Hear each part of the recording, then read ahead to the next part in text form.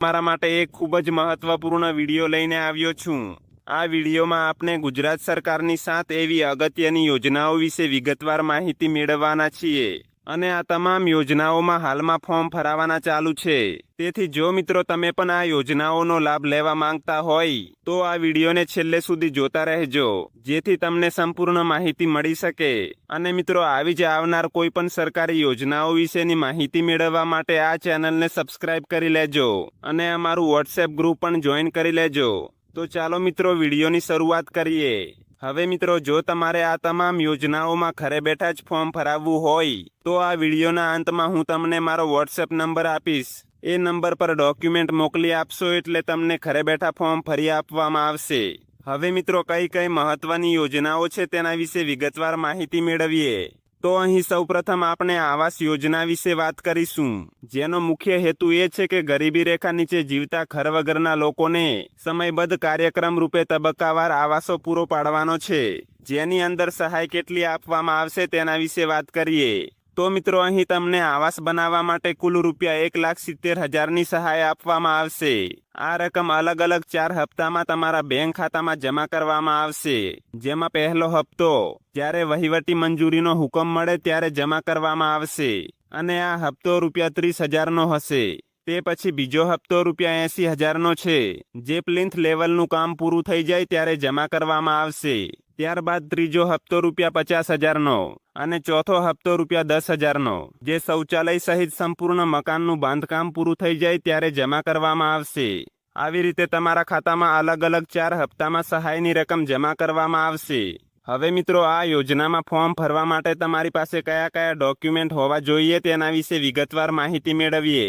તો અહીં સૌપ્રથમ આધાર કાર્ડ, રેશન કાર્ડ, ત્યાર પછી જાતિ અથવા પેટા જાતિનો દાખલો, આવકનો દાખલો તેમજ રહેઠાણ અંગેનો પુરાવો, જેમાં વીજળી બિલ, લાયસન્સ, ભાડા કરાર, ચૂંટણી કાર્ડ અને રેશન કાર્ડ, આમાંથી કોઈ પણ એક ડોક્યુમેન્ટ તમારી પાસે હોવું જોઈએ। ત્યારબાદ જમીનનો કોઈ પણ એક પુરાવો, બેંક પાસબુકની નકલ અને જો મહિલા લાભાર્થી વિધવા હોય તો પતિના મરણ અંગેનો દાખલો। તે પછી જે જમીન ઉપર મકાન બાંધવાનું હોય તેનો તલાટી કમ મંત્રીનો ચતુર્દિશાનો દાખલો તેમજ ચૂંટણી કાર્ડ, બાંધકામ ચિઠ્ઠી અને અગાઉ આ યોજનાને લગતી કોઈ અન્ય યોજનાનો લાભ ન લીધો હોય તેનું બાહેધરી પત્રક તેમજ જે જગ્યાએ મકાન બાંધવાનું હોય ત્યાંનો ખુલ્લો પ્લોટનો ફોટો। તો મિત્રો ફોર્મ ભરવા માટે તમારી પાસે આટલા ડોક્યુમેન્ટની જરૂર પડશે। હવે મિત્રો આ યોજનામાં સહાય મેળવવા માટે તમારે જે ઈ સમાજ કલ્યાણનું પોર્ટલ છે તેના પર ઓનલાઈન અરજી ફોર્મ ભરવાનું રહેશે। હાલમાં ફોર્મ ભરાવાના ચાલુ છે, તેથી સમયસર ફોર્મ ભરાવી લેવું। હવે મિત્રો આગળની યોજના વિશે વાત કરીએ તો મિત્રો આ યોજના છે પશુપાલકોને સુધારેલા જાતના ઘાસચારા બિયારણ મિનિકીટ વિતરણ સહાયની યોજના। આ યોજના અંતર્ગત પશુપાલકોને પોતાના પશુઓ માટે સારો ચારો મળી રહે તે માટે પોતાના ખેતરમાં ચારા પાકનું વાવેતર કરવા માટે સુધારેલા જાતના ઘાસચારા બિયારણની મિનિકીટ તમને મફતમાં આપવામાં આવે છે। અને મિત્રો આ યોજનામાં તમામ કેટેગરીના લાભાર્થીઓ અરજી કરી શકે છે। તે પછીની યોજના છે કેટલ શેડ અને પાણીની ટાંકી બનાવવા માટે સહાયની યોજના। આ યોજનામાં અનુસૂચિત જાતિ અને અનુસૂચિત જનજાતિના પશુપાલકોને પોતાના પશુઓને રહેવા માટેનું ગમણ અને પાણીની ટાંકી બનાવવા માટે સહાય આપવામાં આવે છે, જેમાં એસટી કેટેગરીના પશુપાલકોને કુલ ખર્ચના 90% અથવા રૂપિયા 36,000 આ બેમાંથી જે રકમ ઓછી હોય તેટલી સબસિડી આપવામાં આવશે, જ્યારે એસસી કેટેગરી માટે 75% સબસિડી અથવા રૂપિયા 30,000 આ બેમાંથી જે ઓછું હોય તે પછી ચાપ કટર યોજના છે। એમાં તમને પશુઓ માટે લાઇટથી ચાલતું ઘાસચારો કાપવાનું જે મશીન છે તે મશીન ખરીદવા માટે રૂપિયા 42,000 સુધીની સબસિડી આપવામાં આવે છે। ત્યારબાદ બકરા ઉછેર યોજના હેઠળ તમને 5 બકરી અને 1 બકરો ઉછેરવા માટે રૂપિયા 50,400ની સહાય આપવામાં આવે છે। અને મરઘા પાલન યોજનામાં પણ તમને મરઘા ઉછેર માટે સહાય આપવામાં આવે છે, જેમાં યુનિટ 1માં 25 મરઘા અને તેની સાથે 2,000 રૂપિયા સ્ટાઇપેન્ડ આપવામાં આવે છે, જ્યારે યુનિટ 2માં તમારે જાતે 100 બોઇલર મરઘા ખરીદવાના રહેશે। એના માટે તમને 38,000 રૂપિયા સહાય આપવામાં આવશે।